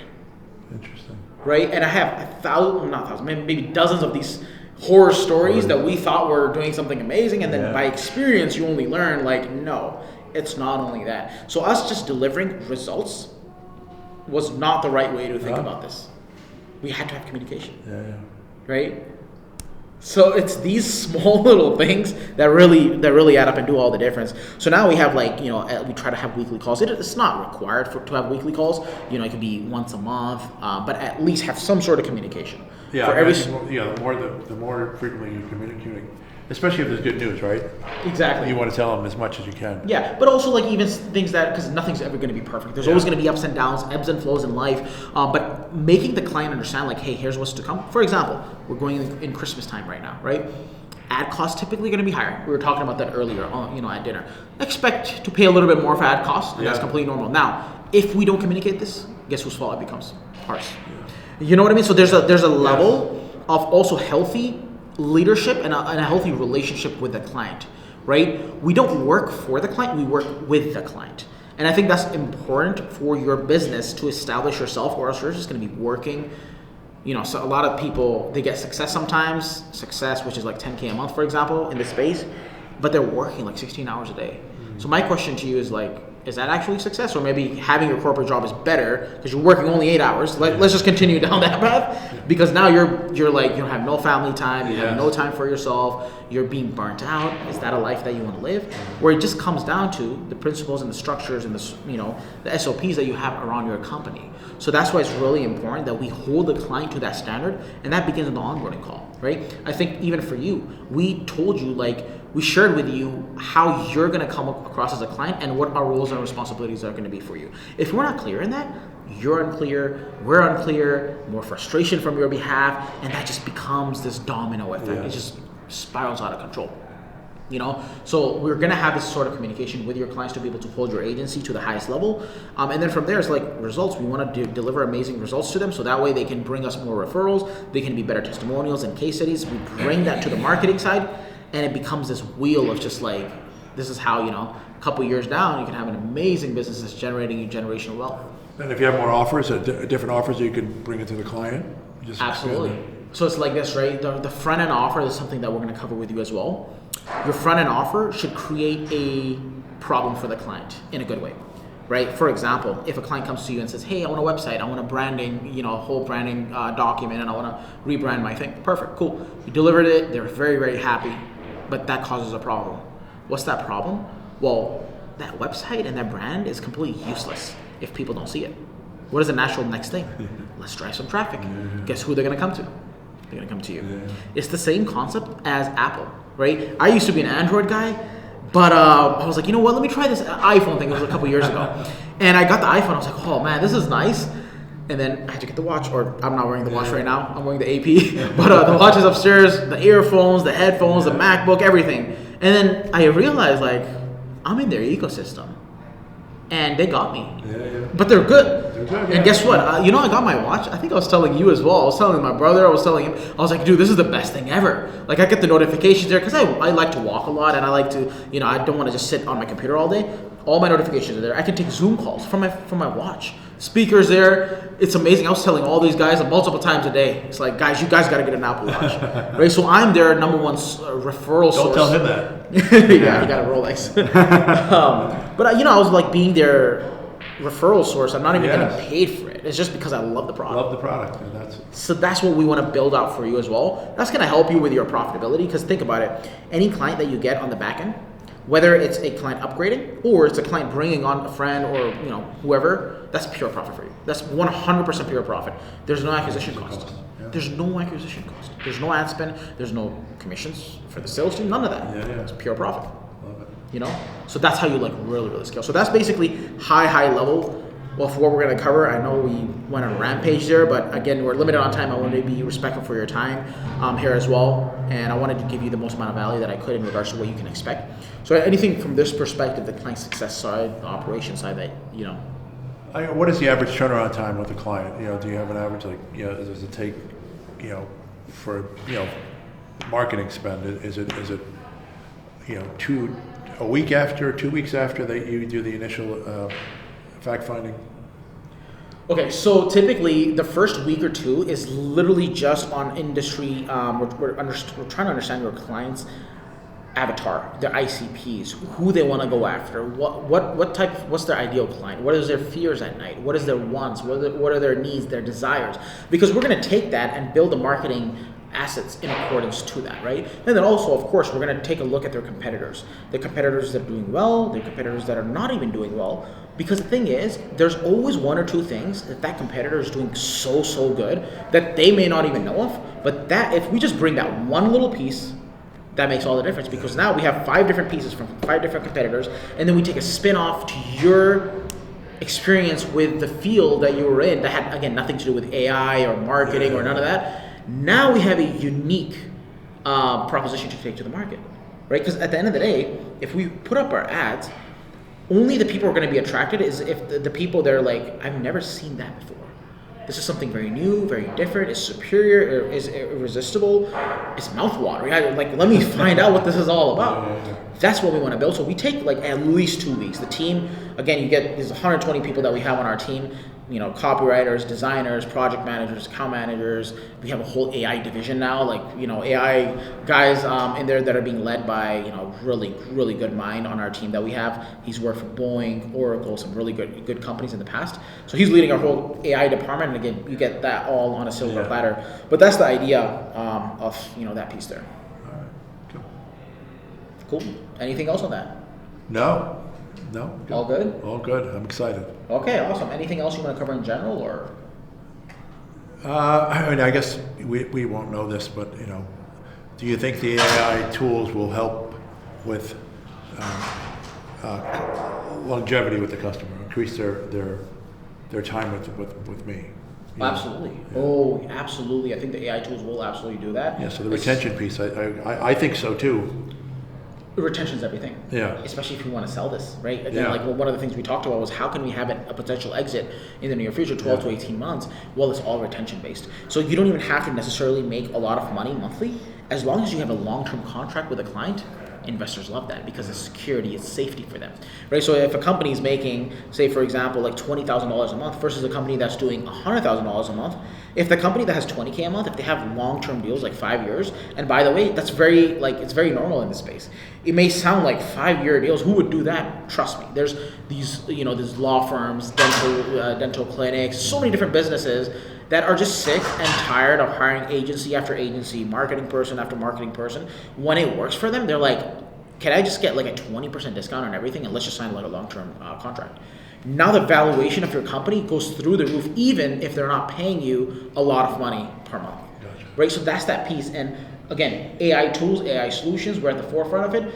Who knows in the next 6 months, a year, what other stuff comes out. We're always going to develop these things, and now we're going to be able to replace some of the jobs that these that these people are doing. There was like a leaked email from Jeff Bezos. He's replacing 600,000 corporate jobs for Amazon. 600,000. Guess who's going to replace that? AI. Yeah. And who's going to run the AI? People like you and I, right? It's our agencies are going to come in and replace. So a lot of people watching this, they come from like a corporate background, corporate career. They've worked maybe 15, 20 years in corporate America. Your job's like, it could be gone very, very, in the near future. Yeah. So either A, you get ahead of it and you actually be one of those people who could potentially replace other jobs. And now you have a very amazing job because you're able to get ahead of that, or who knows, maybe you have to drive Uber. I don't know. Yeah. So it's actually very, very serious with how quickly this has been going on, right? For Facebook, it took 2 years to get 2 billion users. Do you know how long it took ChatGPT? No. 5 days. 5 days. And Facebook, we know this company to be the giant. AI is gonna take over, but if we don't get ahead of it now, that's something that we may miss out on forever. Just like you said earlier, right? The Bitcoin. You bought a Bitcoin for $100, right? It was $100? $125. $125? $125. Oh my God. Now it's like, it was like 125 grand. I think it dipped a little bit now, but it went up to like 120. Right now it's like a 90 grand. 90 grand, yeah. Yeah. Whoa. Yeah, I'm not gonna miss this one. Can't miss this one, yeah. There we go. Can't miss this wave. Yes. What would you say to someone who's maybe on the fence of, potentially wanting to work with us and get ahead of this AI? Yeah. I mean, I know it's a scary investment, but you have to invest in yourself, in the company to succeed. You need to get with the right partner. I think it's important to do your homework, of course, but it's just important to take action. If you sit there and miss the wave again, you'll be buying Bitcoin at 90,000 as opposed to 125. So I think AI is really at the cusp of being adopted by everyone, and I think 2026 will be a tremendous year for that. But I think getting involved now, getting an agency that understands it is even more important, because we don't know it all. I mean, it's impossible for one person to know it all, especially if you've got a full-time job or you have some other job, a part-time job. You need the people on the team that understand it and they can give you the advice and the guidance to succeed. Absolutely. Well, let's end on that note, and very nice seeing you in person. Yes. I think it's very important because we do all the virtual stuff, which is good. Yeah. But this just adds a little bit of a in-person feel, right? Old school stuff. Old school, yeah. But back when we had offices, so it's amazing. Great. Honestly, yeah. Appreciate you for coming out, and hopefully this session was valuable to you. Yes. Get a good understanding of what's to come. And we'll build this thing up together. And I'm excited. By the time you come back in town, and we'll be rocking and rolling. Absolutely, yeah. We'll catch another dinner. Yes, my treat this time. All right, let's do it. You got that on video? His treat. All right, guys. Thank you guys for watching. If you're considering potentially wanting to work with us, there's going to be a link down below. You can book in a call. No pressure, none of that stuff. If you genuinely want to build an agency and get ahead of that AI curve, which I suggest you take a look at, especially if you're in corporate America, there's going to be a link down below for you to book a call with my team. Who knows, maybe Gabo will show up and have a chat with you and see if we can potentially help. All right, guys, that's pretty much it for this video. We'll see you guys next time. Take care. So at least end of Feb, so that way I can enjoy the weather before I swelter outside and just just melt in the sun. What's your favorite place that you've been? In regards to what? Like if you were to say like, hey, you have to stay this place for the rest of your life, where would that place be? Man, that's tough. You couldn't move. It's too hot there. Right. I love Dubai. I think it's definitely the best. If you talk about like from November to like February, I don't think there's any better place on earth. I mean, if your objective is nature, that's different, right? It's not very natural. But in general, right, like the city life, luxury, it's amazing. It's truly unlike anything. Like America seems like a homeless shelter compared to Dubai. Yeah. Really? I'm dead serious. You've been, right? I've never been. You've never been? No, that's wonderful. You've been, Yeah, yeah. 19 years old. What's your take on it? On Dubai, when we were there, it was super humid, and Besides the weather. I was just in awe of the architecture. Like, it's crazy how here, like, we have nature, we have like, you know, we have nature, right? We have grass, we have forest. That's natural here. But in Dubai, it's all sand. It's like an actual desert. They just built on top of it. Like, when it's not a building and architecture, it's just desert, which is insane that they've built all that on like from nothing. So that's what impresses me. Are they continuing to build there? I mean, It's they just keep hot on sprawling out. Yeah, they're going all out. They're like restructuring the whole airport. There's a brand new airport coming in. Yeah, it's insane. So it's basically going to be unlivable for the normal person. You can't be a normal person and live there. Even if you're like a millionaire, you have to be like a multi-millionaire. Really? That's their vision. Exactly. So it's going to be like Monaco, but I think even bigger and Bigger than better. Monaco. Definitely. The one area that they can't really do much right now, and the reason why it's still like American prices, is the weather. If they fix that, I think it would be like triple the cost, like overnight. And they're working on stuff. They are working on it. Yeah. Cost-wise, is it like comparable to like Miami, comparable to LA? Okay, that's a great question. So it's so weird where some things are dirt cheap, where it's like third world country cheap, right? I used to live in Pakistan. Yeah. So you ask me, like people are making $100 a month for their, So I know what the standards are. So it's like some things are literally the same cost as in Pakistan. Really? Yes. That's serious. But then In Dubai? Yes, Wow. in Dubai. So that's the funny part about it. You can have food for like $1.50, like a whole meal. Or you can have food for like $1,200 one meal. Pick what you want. That's the best thing about it. Crazy range. The range is insane. Every culture is there. Black, white, brown, every type of person is there. Every religion is there. All different types of people. You have people who are like, women who are fully covered up, and then you have the other women who are not covered up at all. So it's like, it's a whole, it's an amazing place, man, honestly. It teaches you a lot about, not perfection, but high achieving and high standards. Absolutely. It's so safe too. Like, I felt so safe walking around everywhere. Like, back when I used to live in Venezuela, like, you would never walk around the streets. Like, that was just you don't do that, right? Because you like to stay alive, right? So you don't walk in the streets in the third world country with your family and kids. So Good goal. that's how I grew up, right? So going from that to just walking around like everywhere on the street, and it's like just safe, and you just don't have you walk with like a different level of confidence that you're gonna be okay, and that's like invaluable. Money can't buy that. It can't. The reason is because they're so strict on you do anything like this. Number one, they'll just blacklist you, or they'll just put you in jail. And the jails, the way it works is like if you stole like a candy bar, or if you're a cocaine dealer, you're in the same prison. That's nuts. Yeah. And most are there all different languages spoke there, or just most? So mainly English is very well spoken. So like most people will speak English, but then also Urdu or Hindi, like Indian. There's so many of them because they're building the country up right now. So they need workers, So they bring the people from there, Filipinos, a lot of them. Different. It's filled. So all like the nannies, all like the workers when it comes to like barbers and stuff like that, they're typically like Pakistan, India, Philippines, and some other Arab nations like Syria, things like that. I had a barber from Morocco. Yeah. He gave me a great haircut too. So. Yeah. How's the currency there? Is it pretty stable? The what? The currency? It is I think probably the most stable. What's the currency? It's always 3.67. It never goes up or down. Compared to the dollar, right? Yeah, I think from like the 80s, if I'm not mistaken. You guys can fact check me on that, but yeah, it's like one of the most stable currencies in the world. What is it? It's dirham. Oh, so 3.67. I'm saying, what's it called? Dirham. Dirham. Yeah. Is it D-U-R, D-I-R? DIR. D-R. And so like, here's how it works, right? Every little detail these guys have thought of. For example, the currency. You can put it on fire, it won't burn. You could smash it up, and it'll just come right back where it is. It is waterproof. Like, if you just take a look at the currency, that's their whole country. Meaning, everything they do is at that standard. Everything they touch. There's no coin, just bills? Kinda? They have coins. No, they do. But like, I'm talking about the bills. Yeah. It's like the bills are even different. The bills are world class. Like, literally, you can put it on fire, it won't burn. Wow. Mash it up, it'll come right back to where it was. That bill won't burn. I don't think love you can that. make even brick. Yeah. I think that's also very difficult to do. I don't know. They make it out of Kevlar. I don't know. But yeah, I mean, like that's like if you want to learn about business, actually go there because they've figured everything out. Business is all about like small little details, right? Small little hinges that you have to do the right thing over and over and over again, and they're a perfect representation of that. So Yeah. Dubai for you is it like a vacation spot? Is that or because you wouldn't Well, live there? I moved my family there now, so like my mom and dad are there. Oh, okay. So I'm definitely gonna go back.